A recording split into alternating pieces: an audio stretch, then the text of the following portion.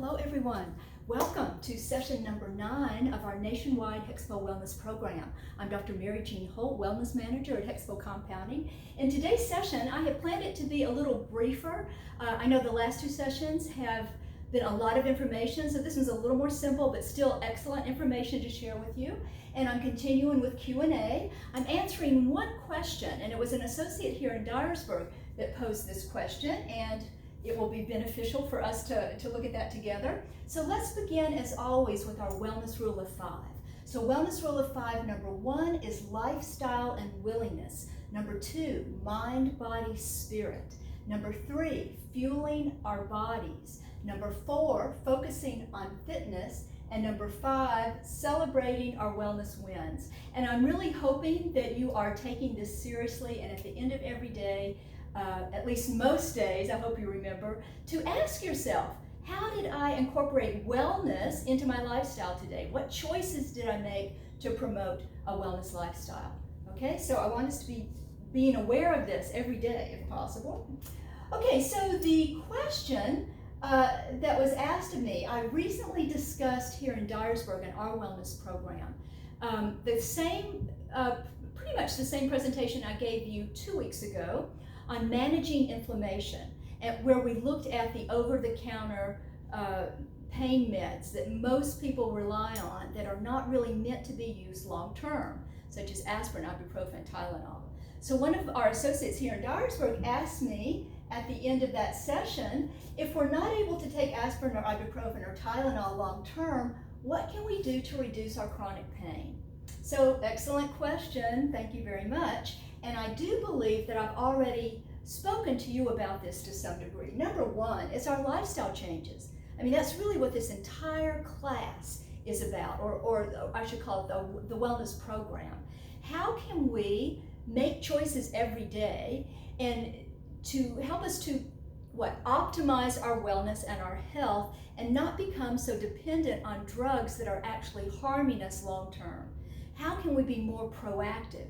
And we've got to change our lifestyle. That's step number 1, okay? And that's what we're learning now. And the first thing we want to start with is our food. Remember when we looked at all the different causes of cellular inflammation, the things that actually make us sick, that the primary drivers of cellular inflammation are poor diet and stress. So we're going to focus on food for several sessions, many sessions coming up here. But today I'm going to start with a really simple one. But what we know already is that we want to start with a whole foods plant-based approach, mostly plants, okay? Because plants have the nutrients that we need to stay healthy, the phytonutrients to build our immune system, and also the antioxidants to stop the free radical process, to reduce inflammation. Okay, so we're looking at today anti-inflammatory foods that actually prevent the inflammatory process. So this is interesting. One of my patients at my clinic in Dyersburg, chiropractic patient, she's never taken one of my classes, but we talk about diet and nutrition and wellness when I'm with patients. I'm always talking this stuff. And she sent me a copy of a magazine that she had, or an article from a magazine. It's from allrecipes.com. And I put a link to the digital version of this on our Mind, Body, Spirit HEXPOL Wellness Facebook page. But I wanted to actually look at the article, so I just took pictures. I want to share it with you today because this particular, it's Dr. Carolyn Williams. She's a PhD and also a registered dietitian. And she's talking specifically about inflammation. And so what I'm doing during our series of sessions together, I'll be highlighting different doctors and what their specific recommendations are. And all of them will be whole foods, plant-based. Some will include animal products, which she does, but still they're primarily plants because that's where our nutrients are and our antioxidants. So her article here is called Eat to Beat Inflammation. And she goes on to introduce the article that inflammation is at the root of many chronic diseases, but you can fight it with food. Arm yourself with knowledge and then use these delicious disease-fighting recipes from my cookbook, Meals That Heal. starting on page 83. Now, I have not researched her book. I assume that it's a good one, but I do like this article. So let's move on here. She goes on to say that there's two types of inflammation, okay? And you already know this. Two types, we have chronic and acute inflammation, right? Remember, chronic and acute just relate to the time, the duration that the inflammation has been present.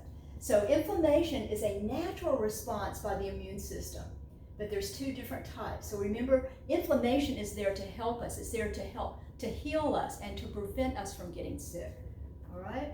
So we're going to look at the good inflammation first, and she calls the good inflammation acute inflammation.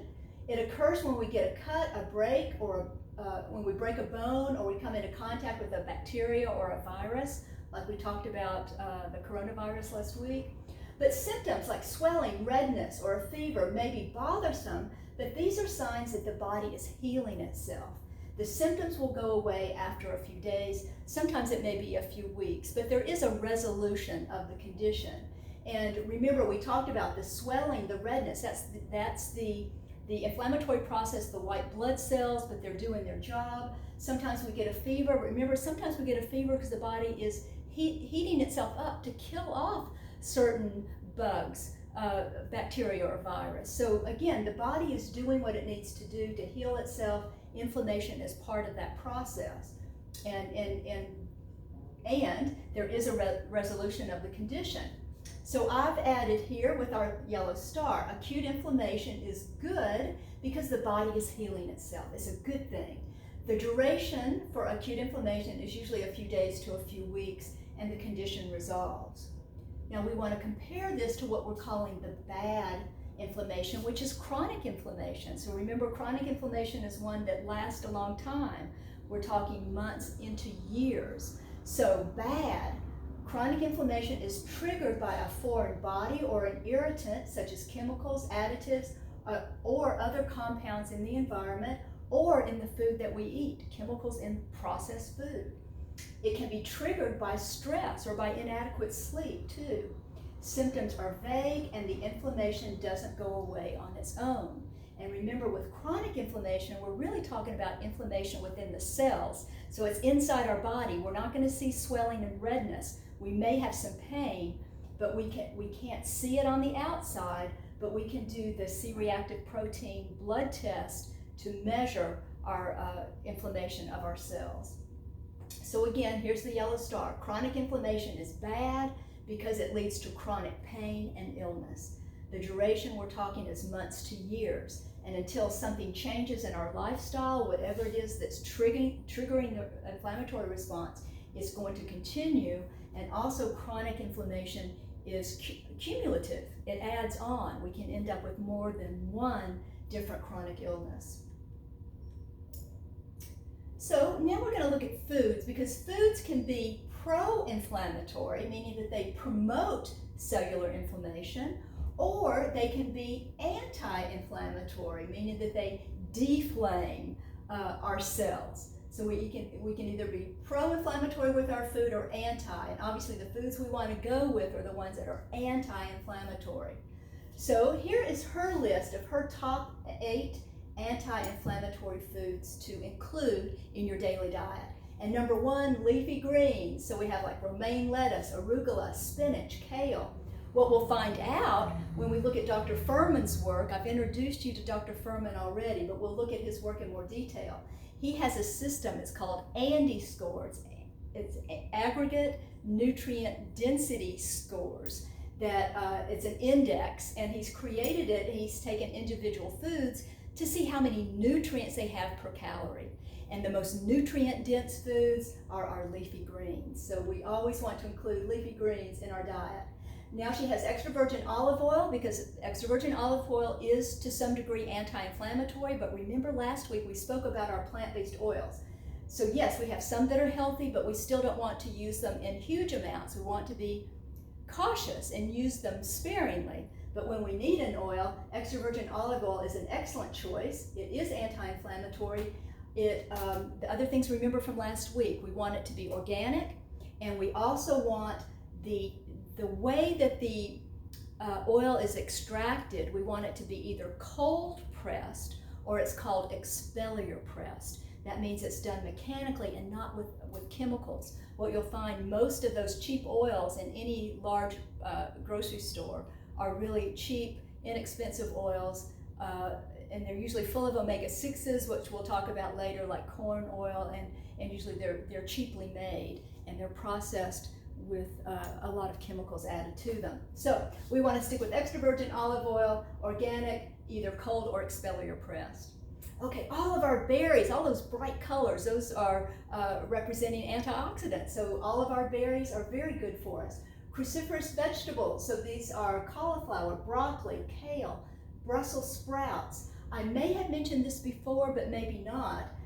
Cruciferous vegetables have been shown through scientific research and has been published in the literature that they are protective of cancer, of most cancers. So it's a really good idea to include specifically cruciferous vegetables in our diet every day. Cauliflower, broccoli, kale, Brussels sprouts, you can mix them up, but they're good to have. And if you don't like your cruciferous vegetables, Standard Process, which I'll talk about later, it's a supplement company, they have a specific product, I think it's called Cruciferous Complete. For those that don't like their cruciferous vegetables, you can get them. They come from vegetables. They have an organic garden. They make all of their products from organic vegetables, okay? So that's an option. Then she includes fatty fish, such as salmon, and that's because salmon is high in what are known as omega-3 fatty acids, and you've probably heard about that. It's pretty widely known. What I want to point out, however, the salmon doesn't make the omega-3 fatty acid itself. It gets it from the plants that it eats. It gets it from all that green sea plant life, so the seaweed, the plankton, that kind of thing. So you don't have to eat salmon to get your omega-3 fatty acids, but if you want to eat animal protein, that would be a healthier choice because it is anti-inflammatory, where the other meat products, animal products, are primarily pro-inflammatory. And then green tea has more antioxidants than other types of teas. And then our fermented foods, so rich in probiotics, so those are the good bacteria, such as yogurt, kefir, kombucha, which is a mushroom, if I'm remembering correctly, and kimchi. Now, the only ones that I've really participated in the past were yogurt and kefir. I don't really do dairy any longer. I did want to go with a probiotic recently, and I bought a coconut-based yogurt that had the probiotics in it, but I don't know. I think I'm just going to stick with what I do because I'm not really eating fermented food. Since I'm not eating yogurt any longer, is I take a supplement every now and then. It's a probiotic supplement, which keeps me happy because I just don't feel good with dairy. And then nuts and seeds. Nuts and seeds are high in oils, but they're healthy oils, and many are absolutely anti-inflammatory. Okay, so these are the foods. If you want to print this out, put it on your refrigerator, you can do that. And this one as well, to remind you what not to eat. These are her top 8 pro-inflammatory foods to avoid. And I do agree with her choices here. Number 1, we want to avoid foods that are high in saturated fats. Now that's just animal products. You know, plants do not have, well, there are some saturated plants and tropical oils, but those are anti-inflammatory. We'll talk about those later. So coconut oil is one, and that one's okay. But most of our saturated fats is going to come from our animal products. The really, really bad guy here are the trans fats. Trans fats are usually, the food industry takes a very cheap oil, they add hydrogen to it, it's called hydrogenation, to give it longer shelf life. But it changes the biochemistry of the molecule. It goes from one form, a cis formation, we'll look at this later, into a trans formation, and it just makes it very unhealthy for us. So if your food label says a hydrogenated or partially hydrogenated oil, that is a trans fat, and you do not want to eat that. Put that back on the shelf. Then we get into foods with added sugars and or artificial sweeteners. Yes, we don't want those foods. Again, now we're looking at different types of processed foods. Extra sugar is bad enough. Certainly high fructose corn syrup, do not go there. Bad news with high fructose corn syrup, we'll talk about later. And the artificial sweeteners that I'm most against would be your aspartame. Remember, it's a neurotoxin, it kills nerve cells. You know, Alzheimer's waiting to happen if you're doing your aspartame products, and that would be equal I'm thinking the artificial sweeteners in blue packages is what I'm thinking. Artificial sweeteners such as Splenda, which is a sucralose product, actually very unhealthy as well. All of them. The only sweeteners I really recommend, stevia. Stevia is an herb. It doesn't have any negative side effects, and it doesn't raise your blood sugar. So it's an excellent product. It's very, very sweet. You don't have to use very much. The other, I like honey. You know, in small amounts. You don't want to do too much, but I'm pro honey. Vegans would not allow honey because, you know, it has to do with the bees. But anyway, I'm okay with honey. And then fried foods, absolutely, because here's the thing. Once you fry, you could start with an oil that's not a trans fat, but once you fry it and heat it up, it becomes a trans fat. So all of your fried food, not good.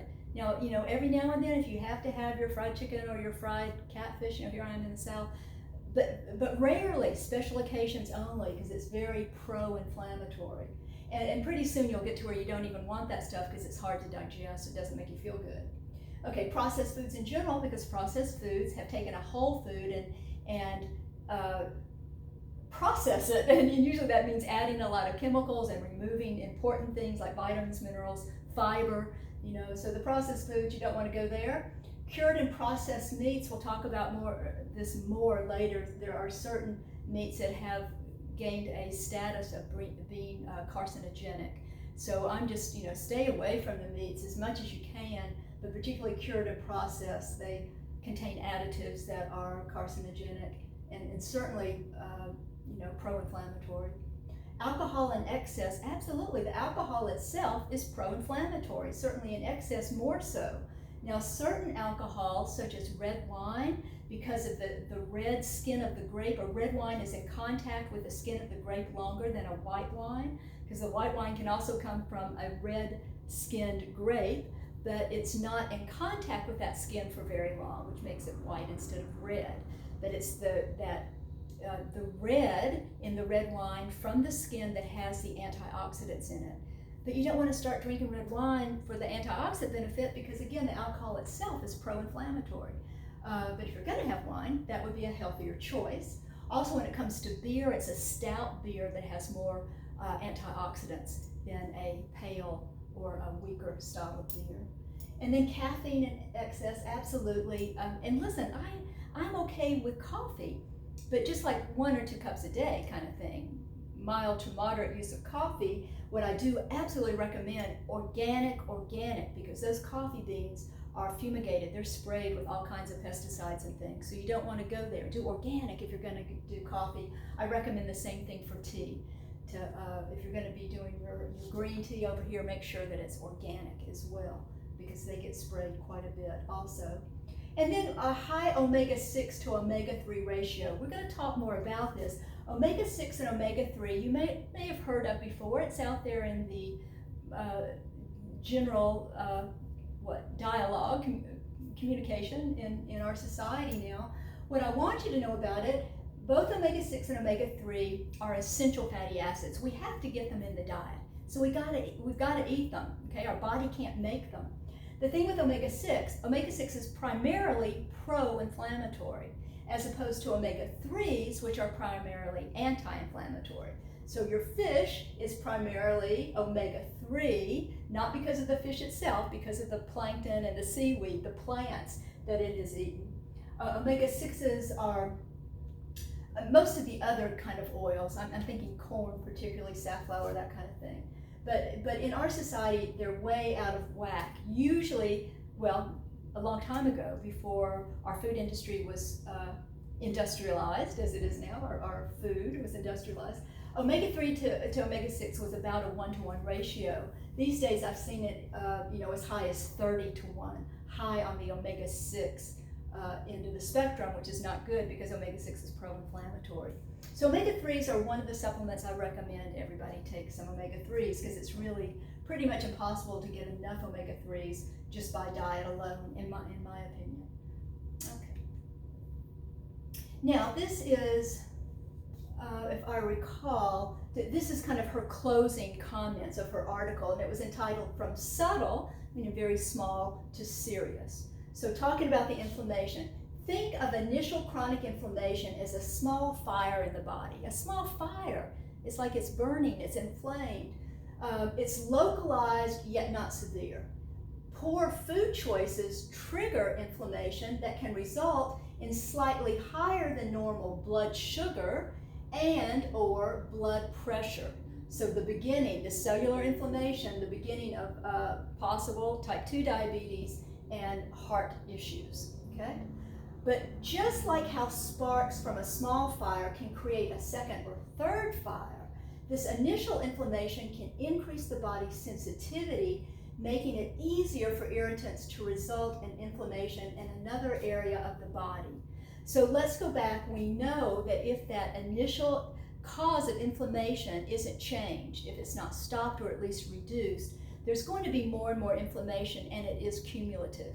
And you can end up with not only one chronic illness, but you could end up with two, and then more, because again, it's all cumulative. Poor food choices combined with stress and inactivity can trigger inflammation in the form of weight gain, hypertension, and or insulin resistance. And this is so important to know that in our society, usually we do gain weight first, and then we get into insulin resistance, which leads to type 2 diabetes. Then we get into some type of heart condition. That's just the usual step-by-step process of how cellular inflammation expresses itself in our contemporary society. So again, if these small fires aren't put out, more fires start. The inflammation is cumulative. They become one large systemic blaze. That means systemic throughout your body, everything. There can be again, different illnesses because there's inflammation throughout the body itself. So in the body, symptoms become more noticeable. So they started out, you really didn't notice them. Now you're getting into some pain and things aren't working well. If nothing changes, meaning if you don't change your lifestyle factors to reduce or stop the cellular inflammation, then that inflammation pushes the body to serious conditions such as obesity, type 2 diabetes, and heart disease. And here she's got the order just right. For Americans, usually it is weight gain, okay, obesity, and leading to type 2 diabetes, which is blood sugar problem, and then heart disease. So this is what we want to prevent. And because she used the fire in the body, that caught my attention. So I'm just reminding you of the issue we looked at Time magazine back in February of 2004, the secret killer, the surprising link between inflammation and heart attack, cancer, Alzheimer's, and other chronic illnesses, and what you can do to fight it. And then inside the cover article itself, it said the fires within. Inflammation is the body's first defense against infection, but when it goes awry, it can lead to heart attacks, colon cancer, Alzheimer's, and a host of other diseases. So again, what our goal is to reduce cellular inflammation and prevent further inflammation. And remember, even if you have a chronic illness that has been diagnosed, most all of them can be reversed with our lifestyle factors. Diet number one, okay, got to work that diet. So going back to answering our associate's question, if we can't use those over-the-counter pain meds for long-term, what can we do? Well, we know that our first defense against chronic inflammation and pain is our diet and our lifestyle. So we're going to begin with our whole food plant-based meal plan. Okay, so the next thing we can do is add nutritional supplements. So that is an option. We've talked about the plant-based nutrition. Let's talk a little bit about supplements. Now here, I want you to pay attention, be attentive, because when it comes to nutritional supplements, I'm very, very picky. Quality is what you want. There's a lot of companies out there. There's a lot of companies making a quantity of nutritional supplement products, but they're not so big on quality. I want to go with the companies that may be smaller, but their really emphasis is on health and quality of product. The biggest thing I can point out, the only supplement I recommend is a whole food nutritional supplement. That means it comes from food, organic produce, and that's what I recommend only. I do not recommend synthetics. So I want you to do your research. You can read your labels. I mean, if it's going to be a whole food product, it will say it on the label. That company will want to stand out from the others that are just making their products more cheaply and with synthetic ingredients. And let me tell you, my experience is that whole food products are not more expensive at all, so don't be afraid of that. The one that I recommend, because it's the only one I really have experience with, and it's all positive experience, is Standard Process and MediHerb.